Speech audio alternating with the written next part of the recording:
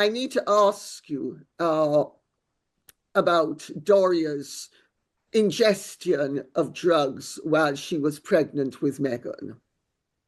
Okay. She told her first husband she couldn't have children. Years later, she's raising two royal heirs. So what really happened? Was it medical truth or a convenient lie? Today we break down shocking claims made by Samantha Markle. My brother was pretty forthcoming about this too. Several times in the house as teenagers, we would smell this really weird smell coming from downstairs that smelled like burning wire. I can't help but believe that some of that affected maybe my sister's development in utero. You're not supposed to drink and smoke when you're pregnant. And if Doria doesn't like that I said that, too bad. I don't think that's healthy for a baby. Trevor said that she couldn't give him children. These are not things that pregnant women do. And when you're pregnant, there's not a pillow under your skirt. And there's live footage of her walking towards camera with her abdomen swaying left to right in a black and white checkered dress. Did Doria Raglan take drugs while pregnant with Meghan Markle, disturbing the fake Duchess's physiological development? And did Meghan's ex-husband reveal that the then suit star had a hysterectomy to close family members? These are some of the highly controversial questions the brilliant Lady Colin Campbell put to Meghan's estranged sister, Samantha Markle, good friend of mine, this week on her brilliant YouTube channel. Now, we're going to analyse parts of this fascinating conversation with Brittany, editor of the Royal News Network Today. So let's kick off with this very in-depth discussion about potential drug use while pregnant by Doria. Watch. I need to ask you about Doria's ingestion of drugs while she was pregnant with Meghan. Okay. My brother was pretty forthcoming about this too. Several times in the house as teenagers, we would smell this really weird smell coming from downstairs that smelled like burning wire. And people suggested that that was crack, but I didn't know what crack was as a teenager. I thought somebody was burning leaves next door. And my brother said he smelled it a lot, and he said that he had seen her cooking it on the stove. So I had seen Doria smoke pot. That wasn't a big deal. I thought a lot of people in Southern California coming out of the 70s, part of me as a kid, just thought, well, I don't really agree with that, but whatever. That's her lifestyle and that's her choice. And there was a lot of wine drinking. She and her friends would run up the stairs and their eyes were red and they were always laughing. And her friends would say, "Hi, babe. Hey, babe." And I knew that they were kind of high. I mean, I don't, and again, Doria can't sue me about that because I'll test her hair sample and we'll see who's telling the truth. The bottom line is, as a teenager, my brother and I shouldn't have been subjected to that kind of behavior and also expected to keep quiet about it. It's like, no, if you want to do that, cool, but don't tell me I can't tell people that it happened. And since it happened when she was pregnant with Meghan, I can't help but believe that some of that affected maybe my sister's development in utero. You're not supposed to drink and smoke when you're pregnant. And if Doria doesn't like that I said that, too bad.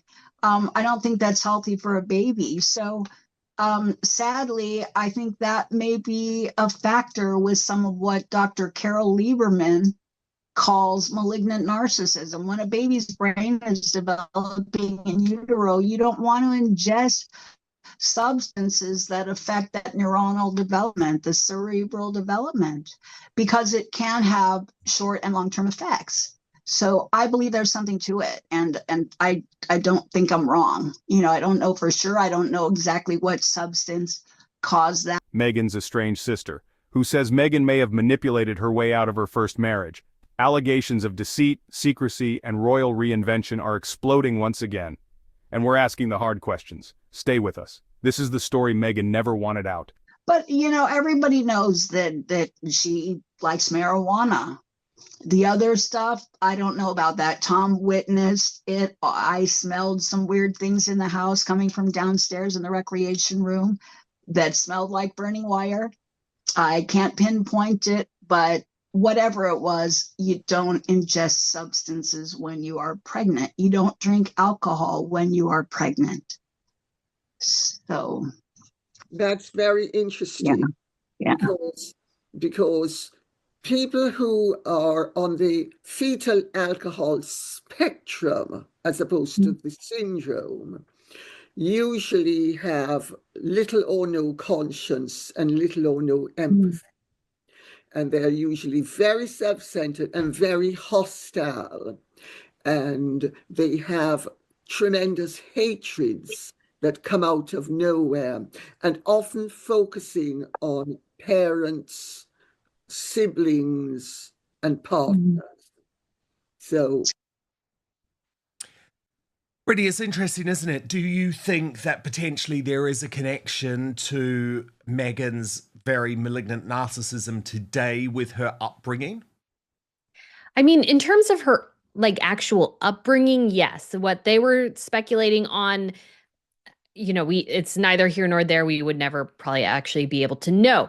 But when it comes to, let's say, maybe she was overindulged as a child, and because she was sort of, even though she had older half siblings, she was sort of raised as an only child. I can see that developing into, let's say, some things later down the line. But in regards to their speculation, I don't particularly like going down that thread, but definitely how she was raised has an impact, because that impacts all of us. So I would be curious. I think there's a lot we don't know about her childhood, and I think she likes to overemphasize her mom's role when it was really her father who she was spending more time with. So I do find that a bit fascinating. So, but we will never know. But does it impact her now? Of course, because it does impact all of us as well. Yeah, it does. And look, I think what is very fair to me is that the Markle family should be allowed to fight back, Brittany, because Meghan trashed them from a great height on Oprah Winfrey and the Netflix series. Doria was dragged in to do the same thing. And it's like, hold on a moment, Doria. You weren't there for years. You allowed Thomas, your husband at the time, to raise Meghan solo for a long period of time. So if you're going to trash the Markles, I do think it's fair that there is at least some pushback from the other side. I mean, you can engage in that. Sometimes, though, I don't think that always necessarily works, because it's really going to come down to a he said, she said. Now, do we know, I think pretty much for sure, that Doria wasn't super, let's say, active as a parent for critical years? Yes. But beyond that, it's just a he said, she said regarding the relationship. But I do think what Meghan has done is told Harry sort of a fabrication of her childhood and her early life. And that was part of the reason why she wasn't interested in Harry actually meeting her father. I mean, they didn't even meet him before they got engaged. Like the wedding was already, being planned by the time they were trying to arrange, let's say, a meeting right before the wedding. I think Meghan definitely did not want her father there to mess up the narrative that she had told Harry about her early life. I think that we could definitely infer her mom was completely willing to go along with the narrative, and that's why she was there. Yeah, very good point.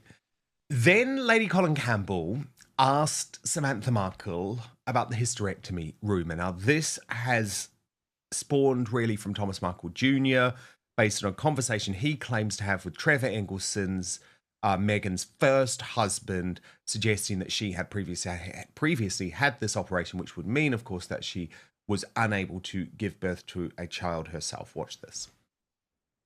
Yeah. I ask you, do you believe it's true? I do believe now that my brother is telling the truth and that Trevor is. And reportedly, Trevor said that she couldn't give him children. And this is according to my brother. I didn't get this from Trevor. And sources out there say that Trevor put this in an article or an interview. So I haven't seen that yet. But I do believe because there are no delivery certificates, and I heard stories early on around the time Archie was allegedly in utero and being born. I heard stories that royal staffers were not allowed to see or touch her abdomen.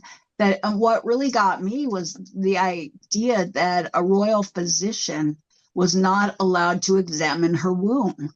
I mean, I don't know about anybody else, but if I were pregnant with a royal child, you would want that child in the best care of the best medical practitioners that money could buy. And so for a royal doctor to examine your womb would be an honor. You'd feel safe, and absolutely, yes, you'd be flaunting that stomach everywhere. Like, here, look, put your hands on it, touch it. This, look, the baby moved. Look, oh my God, I need an ultrasound. Oh my God, whatever the case is. The fact that it was a mystery and hidden was kind of a red flag to me. I thought, why? Something's wrong here. I mean, Brittany, it seems to me that the only person who can really clear this up outside of Meghan herself is Trevor Engelson, who until this point has kept a total dignified silence, despite the fact that Meghan treated him so appallingly, even sending back their engagement ring. Before she was the Duchess of Sussex, Meghan Markle was married to Hollywood producer Trevor Engelson. They tied the knot in 2011 and divorced just 2 years later. But Samantha Markle now claims Meghan told Trevor she was physically unable to have children. Not that she didn't want them, that she couldn't. I do want to just show one other part of the interview, though, Brittany, because this was actually the part that touched me most. And it's the part that I sometimes wish Meghan would watch and listen to. And it's when remember, Samantha loves her father, adores Thomas. They speak every day.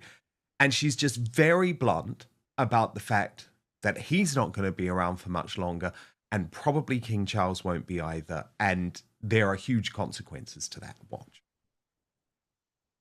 So when you ask me what's the most heartfelt thing of all, I think it would have to be that my father is not very long for this world, nor is King Charles. And nor really are any of us. It's a crapshoot. We don't know when we're going to get another day. And with that said, is that my father and King Charles both have these children who won't stop damaging them on the world stage in their last days when they are their most fragile. And my father certainly now, after 2 heart attacks and a stroke, which in my opinion were brought on because of my sister's egregious, cold, calculated actions, and totally unjust. Now, that's Brittany. When I think, number one, it's Samantha Markle at her most powerful. And remember, I've got to know this woman over many years. I'm proud to call her a friend. She's a great human being, right? And I totally understand why she feels so angry about the way that she has been incorrectly perceived in the media by Meghan's team. And I just keep thinking, oh my God, like, Harry and Meghan, you're being warned. Like, you've been warned for years that your parents are unwell. They are going to lose their battle at some point.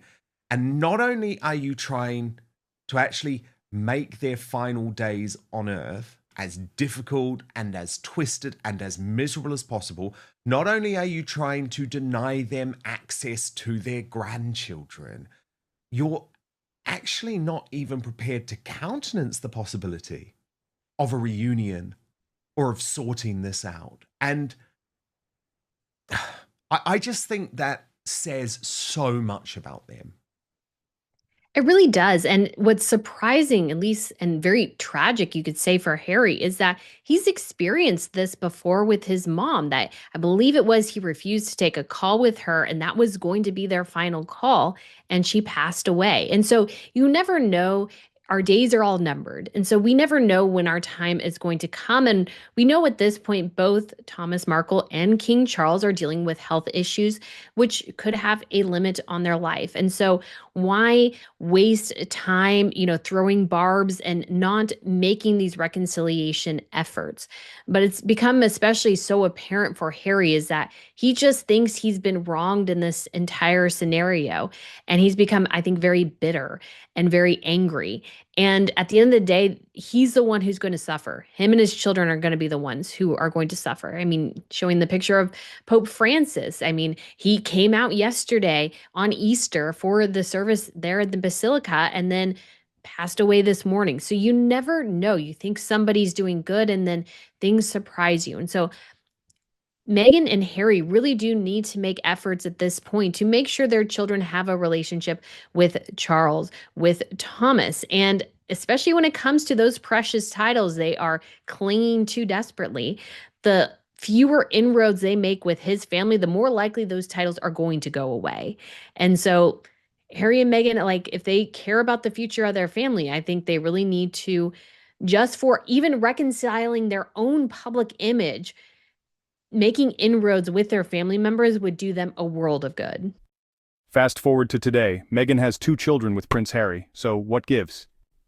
Samantha isn't the only one raising questions. Thomas Markle Jr. reportedly told close sources that Trevor confided in him. Meghan said she was infertile. Samantha adds that around the time Archie was born, royal insiders weren't allowed near Meghan's bump. No touching, no examinations, no royal physician involvement. Via the post. Is that going to change? Do you think there'll ever be a moment when Trevor is prompted to speak out? I mean, probably not unless there's something that's, let's say, impacting his family now. I mean, he's moved on. I think he has put Meghan behind him. I think he probably is not interested in people bringing up this past relationship as he's clearly moved on. I believe he has 3 children now with his new wife. But when it comes to Meghan, I can't really speculate on what she allegedly told people or what Trevor allegedly told people. But I think at the time, because Meghan had just gotten this new big TV series and she finally had her big break, I don't think motherhood was probably something really on her mind at the time. And when it comes to royal children, obviously that's a huge part of securing your place in the line of succession. I don't really like the surrogacy conspiracies and those sorts of things. I think there's just sort of an explanation of Meghan just likes to play games with the media, wants to come out on top. And of course, the people who end up suffering the most, I think, are her own children in that effort. So I think in that respect, that hasn't played well for her overall. But I think Trevor will keep his silence. I think it's probably smart of him to do so unless, again, he's prompted by something where he really feels like at this point he needs to say something.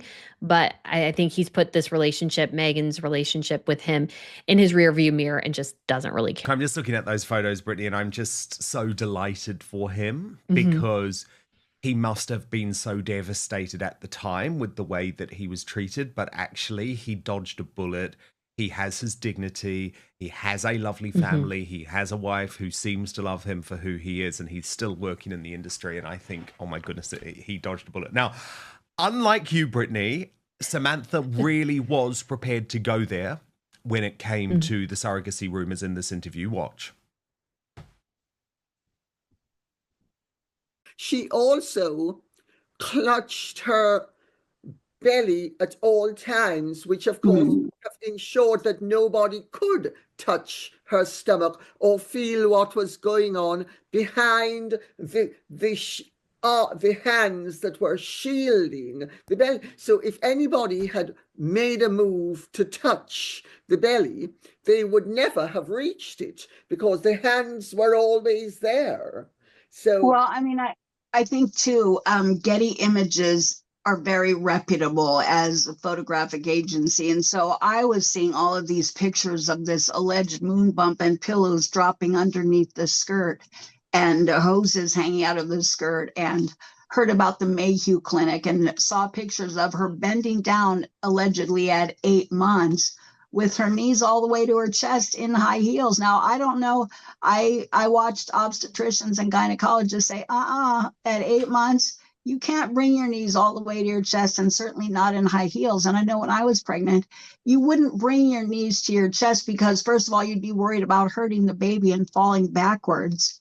But so all of the pictures, my point is, out there were inconsistent with the idea of a real pregnancy. And I thought, what is she not contextually aware? She's trying to hide something. This is really sloppy pool. Like, you got to know that these are not things that pregnant women do. And when you're pregnant, there's not a pillow under your skirt.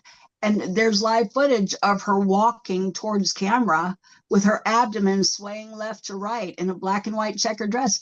I don't know about you, but I think muscles keep a baby intact.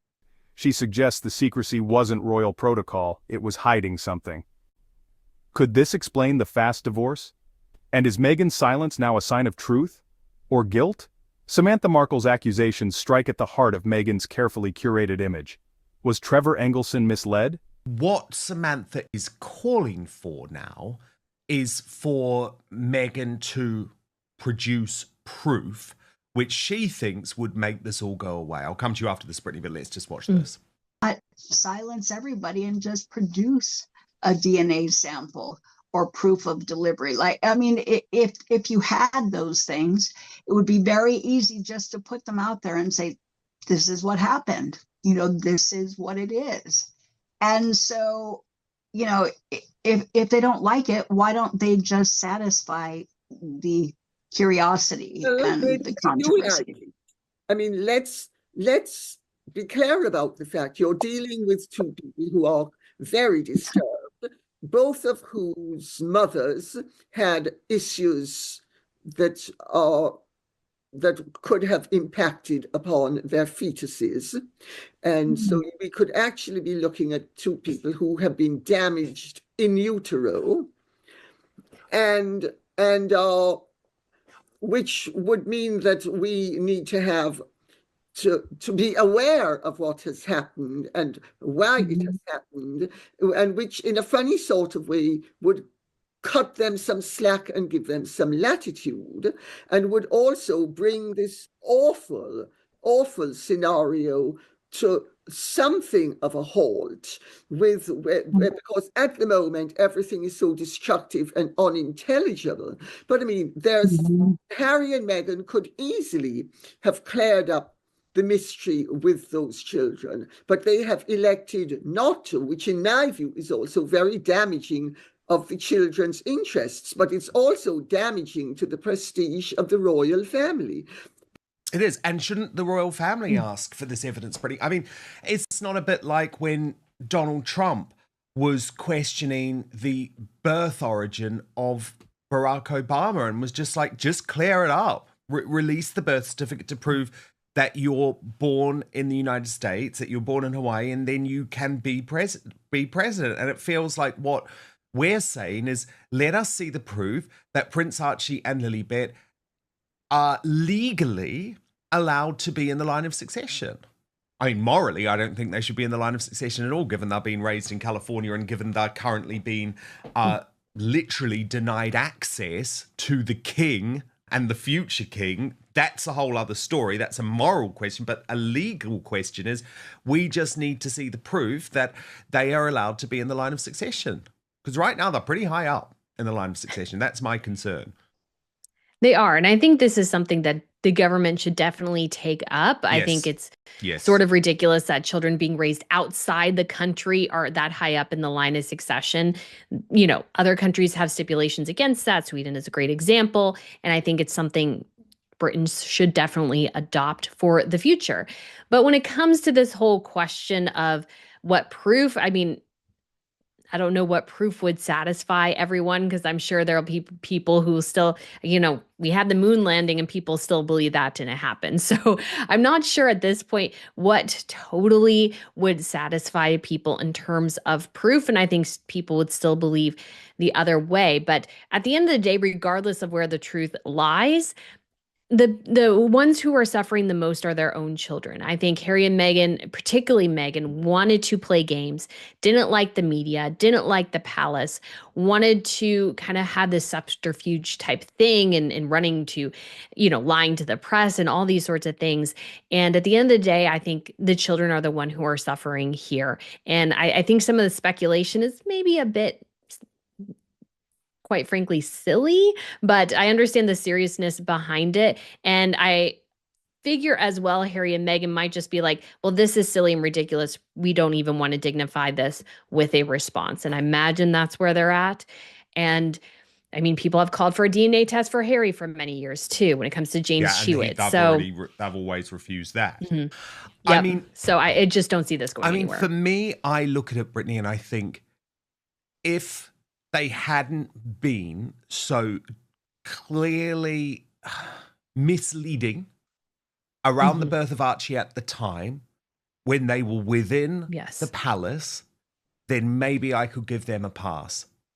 But nothing added up around the birth of Archie. None of it made sense. I was covering it at the time for The Sun in a very mainstream, non-conspiratorial way, and none of it added up. Like, why lie? It was just so truly, truly bizarre. And I think, to me, that's the problem. Once they were in California, it's a bit like, you know what? Fine. You're no longer royals. We don't have a right to know this information. But the way they acted in such a clandestine and odd manner, lying to courtiers, getting other courtiers to lie on their behalf about the birth of a baby, which actually has a long tradition in the royal family that there's a certain way of doing things. To me, oh my goodness, it doesn't add up. Did Meghan fabricate infertility to exit a marriage that didn't serve her ambition? Only Meghan knows the full truth. But until then, silence only fuels the speculation. What do you believe? Drop your thoughts in the comments below. Was Meghan's story genuine, or a royal rewrite? And if you haven't already, like this video, subscribe and turn on the bell icon, because this is far from over. Thanks for watching, and we'll see you in the next royal reveal.